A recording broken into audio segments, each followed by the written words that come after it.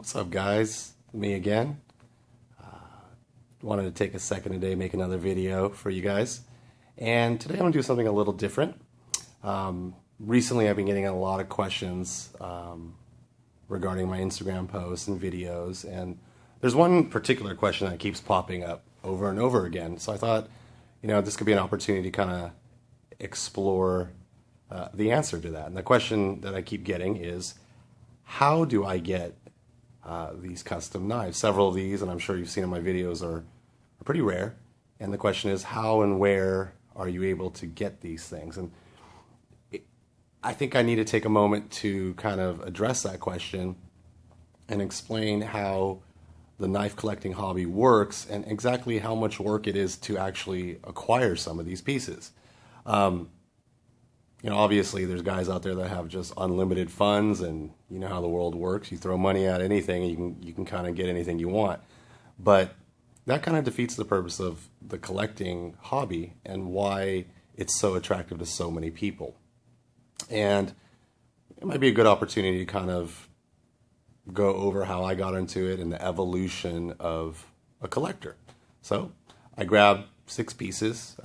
There's more, but I grabbed 6 pieces that would fit in frame, that were interesting to look at, since mostly on this video I'll just be talking, but I figured we'd have some good eye candy while we're doing it. And I'm sure you'll recognize that I think I've done a video on one of these pieces. The others have not had videos, but these pieces all carry great stories on how I acquired them and kind of represent the evolution of a collector and what the bottom line is when you're trying to collect or acquire these extremely rare limited edition pieces. So I guess the best way to start is, let's talk about the pieces I have right in front of me. Real quick, I'm not going to review them, and there'll be separate videos for them, but it'd be nice to know or explain so you can know what you're looking at while I speak. There's a chance this might be a 2-part video too, so forgive me in advance. This is I guess technically a ramble, but let's look at what we got. So first is down here. I did a video on this piece. This is the Brad Blunt JBB Knives SM100 Arrestor. Absolutely one of the pillar cornerstone pieces in my collection, and I'm just honored to have it. This piece is something I have not made a video on, but I will shortly. This is a Peter Carey Nitro, full custom. Starfire Damascus, Mocha May. Just an absolutely gorgeous piece. And the action, guys, is what really, look at this. Just perfect. Above that, got Tom Mayo Anniversary Edition. This is from 2002 in absolutely mint condition. And a gorgeous hawksbill, absolutely perfect, minty, beautiful piece in 6K, Stellite. Above that is Tough Knives. This is one of the rare Immortal Pups, and this one is done in full Damascus scales, front and back, with a hand rubbed satin, which is something you don't see too often coming out of Jeff, but he executed it perfectly, and I'm truly honored to have this piece. Down here is the GTC Horsepower. Uses the spring-loaded tab, much like the Airborne, but this is the most recent spring-loaded tab model, and crazy piece. I haven't seen too many of these on the web. I'll definitely be doing a video on this piece. One of my favorites, very difficult to acquire. Above that, a lot of you guys will recognize this is a John Barker, Barker Hokkaido in full dress with, I think it's Mokutai and Sanmai blade. This piece, guys, is one of my favorites. Much like the SM100, this is an actual pillar cornerstone of my collection as well. Absolutely love this piece. Very rare stuff. Above that, we come to one of my favorite makers. This is from Mr. David Mosier, a collaboration with Tashi Barucha. This is called the Red Rum. Beautiful piece. Excellent action. The detent on this thing is crazy. And then most recently, actually today, I just received this piece. This is the GSD, David Mosier, and Leon Moore. So after now you know what we're looking at, and again, I just picked these at random, but not really. Each one has a story of how I got it, and it kind of will explain the evolution of a collector and how do you actually get these pieces. We all start out basically, buying production pieces from ZT and Spyderco, and that's great, and it gives you an opportunity to, for relatively little money, pick up many different pieces and explore all the different locking mechanisms, begin to learn about all the steels that are used in these blades, and begin to develop a taste for particular types of knives and particular types of mechanisms, and more importantly, particular makers.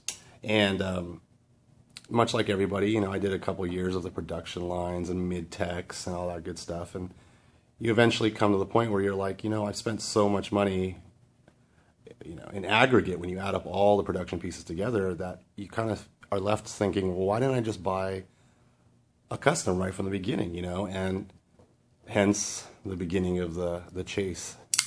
And, a while ago, a few years ago, you would just go to the makers, and that's still possible. I still get pieces from makers. Most recently, I got a piece from Les Fouries directly, and, you get on their books and you wait. And that's a really wonderful thing. That's something that I truly enjoy. The wait, the consultation about the piece that's coming, all that stuff really, really is the exciting part of the knife collecting game. But ultimately, you begin to really, truly believe in, let's see if we get this photo. You begin to believe in quality over quantity, and you're left kind of searching out particular pieces. I think a lot of collectors, will buy a piece and think, oh, if I don't like it, I'll move it, I'll sell it, and I'll move on to the next piece. And that is a wonderful way to do things. But I'm personally, and I'm sure a lot of other people out there too, are at a stage where, I'm looking for specific pieces. And when you're looking for specific pieces that were built, made 5 years ago, 6 months ago, 10 years ago, at that point, you're kind of left looking to the community as a whole, and you go to the normal places like the forums, the Cove specifically, you're online, you're looking at eBay, and that begins the true secret to collecting really rare pieces.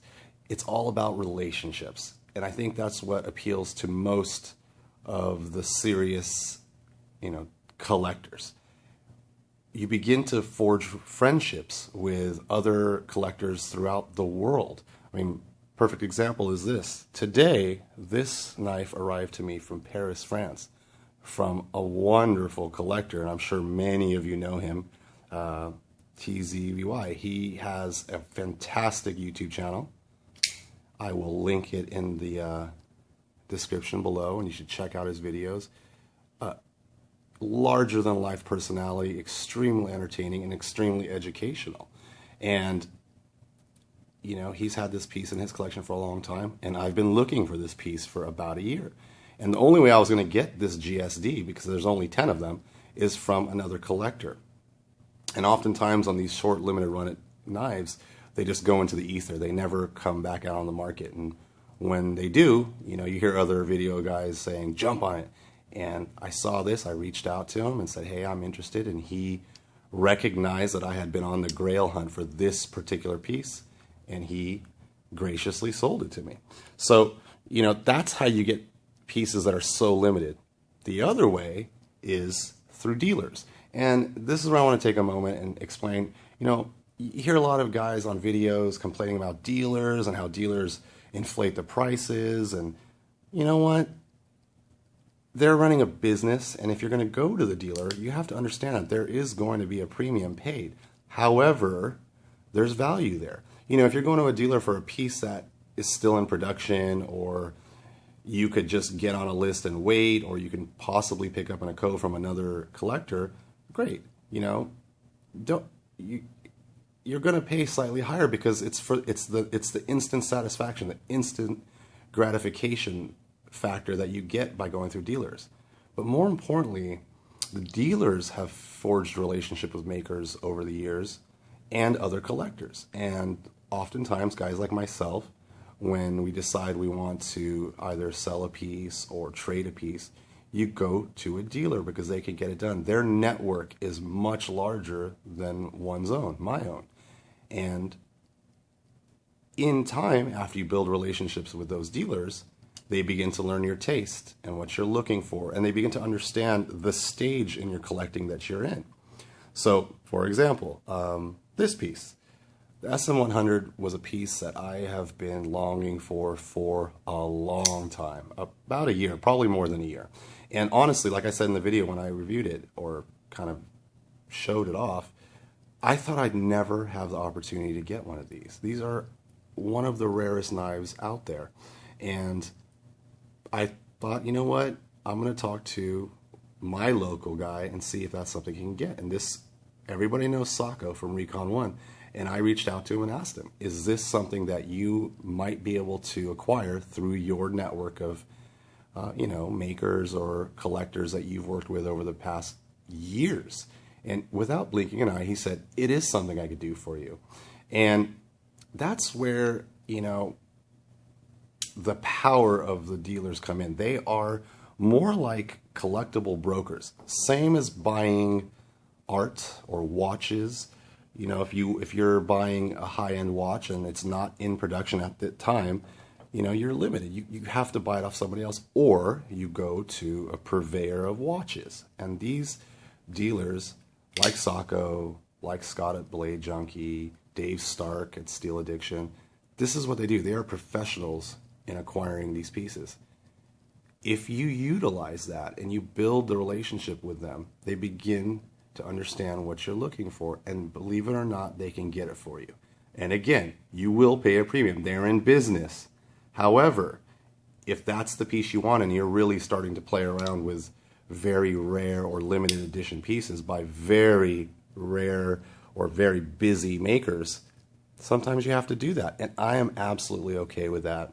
There's a lot of ruckus about secondary market pricing, and I'll be the first to tell you that pricing is astronomically high. However, value, or the value of a particular piece, is based on what the market is willing to pay for it. So, to think that one or two guys willing to pay over or double what the original price was is affecting the market, that's not true. The reality, the prices are high because a lot of people are willing to pay those prices for those knives. Those knives, or these knives, have become that collectible, and their rarity is what pushes it over the edge. So, if you're happy getting mid-techs or buying, production knives, and there are great ones. I mean, even think of names like Shirogora, which are effectively mid-techs or production knives. Chris Reeves, those are great knives. You can get them. You don't need to go through the dealer. You can, and you'll get it immediately. You'll have it delivered to your desk within 24 hours. But when you start hunting for pieces like this, you need to go to a dealer or a very seasoned collector. And that's what I did here. This is the Nitro by Peter Carey, and this is one of the 5 or 6 knives that he brought to the 2015 Tactical Knife Invitational. And that brings up another way to get these. It's by actually going and participating in the knife community and going to different shows and meetings, meetups, where you can be exposed to makers and other collectors. And the knife makers, even though their books are completely full and they might have a 2-year or 3-year wait list, will make pieces that they will lottery off or open bid auction off at these knife shows. So it really depends on the stage in your collecting that you're in. For me, again, like I said in the beginning of the video, it's all about quality over quantity. And at this stage, I'm looking for rare pieces, limited pieces, pieces that are discussion starters, pieces that I feel might be heirloom quality where I can leave to my children. And sometimes, you're just not going to walk into a store and get this kind of stuff. So you have to go to the Blade Show or TKI or The Gathering. You have to make friends with other dealers. You're forced out of your comfort zone or rather with other collectors, to build those relationships. And sometimes a lot of guys that have these types of pieces, money isn't the motivation. You'll have to trade. You'll have to trade pieces. You know, this particular piece was something that I've wanted for a long time. I remember watching the first video from Tough Thumbs on YouTube when he was describing the beginning of making these immortal pups and working with Tashi Barucha. And, you know, immediately I was like, I was struck by the beauty of the knife. I quickly realized that, you know, there's only going to be 10 or so. And the minute they hit Steel Addiction, you know, they were exclusively sold through a dealer, through Steel Addiction, Dave Stark. They were gone. I missed out. So I had to go to those people that bought them and ask them, if you ever decide on selling, please consider me. Let me have an opportunity to do so, to take this off your hands and add it to my collection.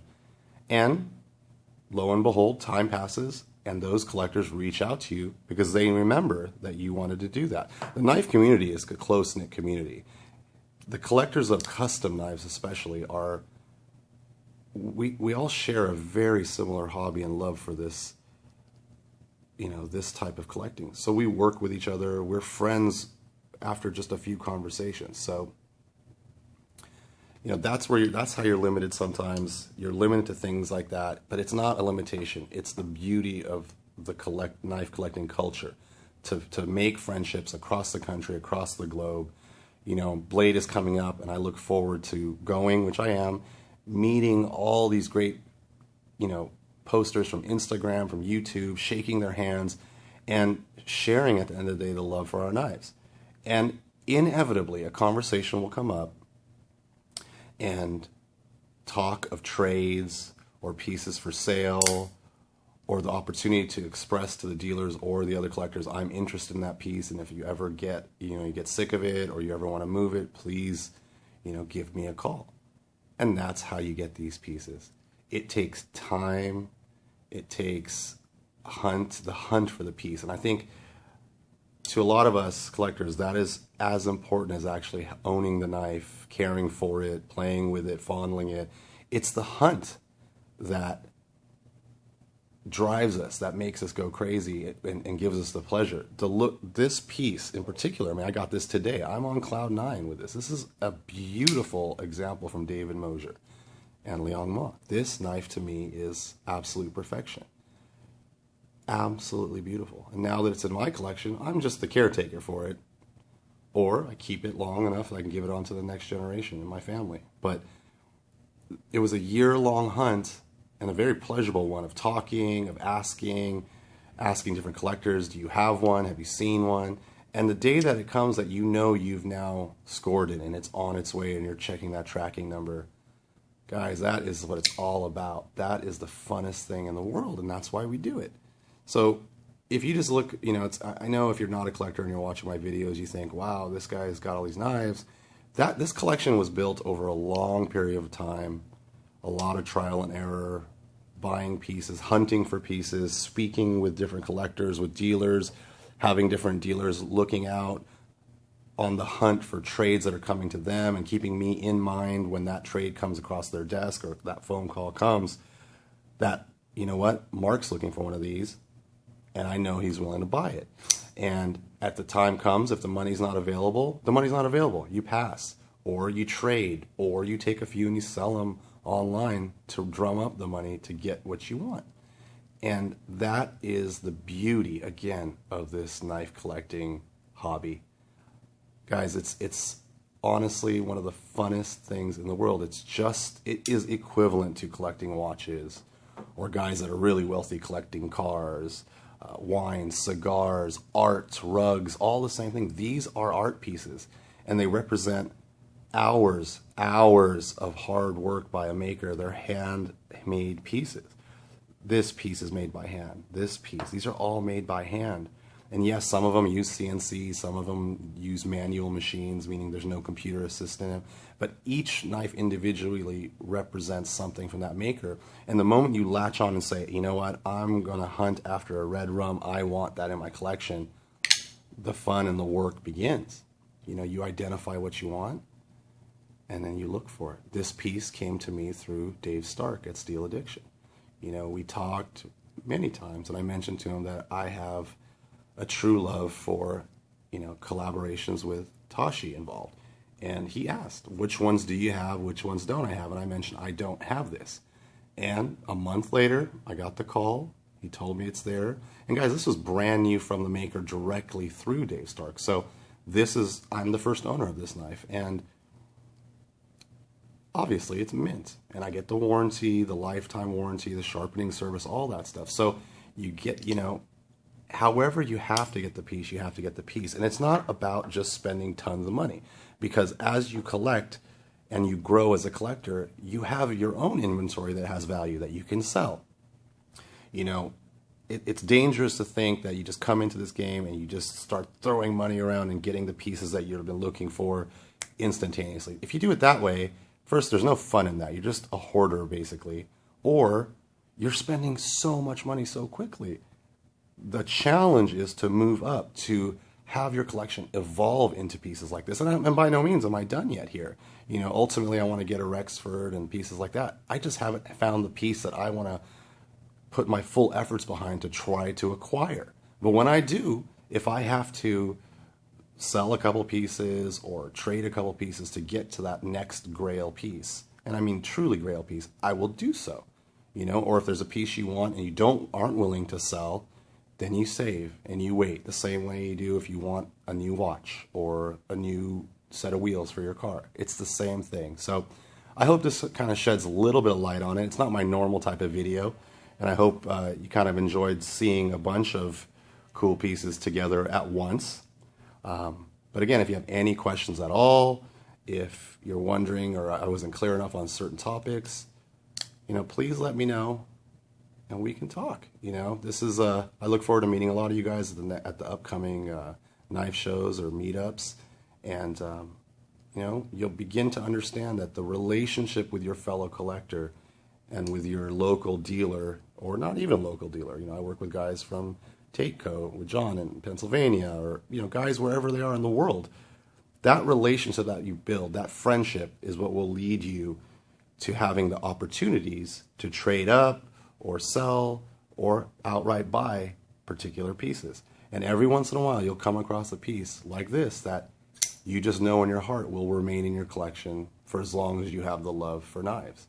And that is how it is. It takes time, and it takes work. It takes work to forge those relationships, to maintain those relationships, to communicate with one another, to wait all year and make it a priority to go to these meetups or Blade Show or whatever, so that you can meet face to face and share your love for knives. So guys, again, thanks for stopping in. If you have any questions at all, it'd be my pleasure to answer.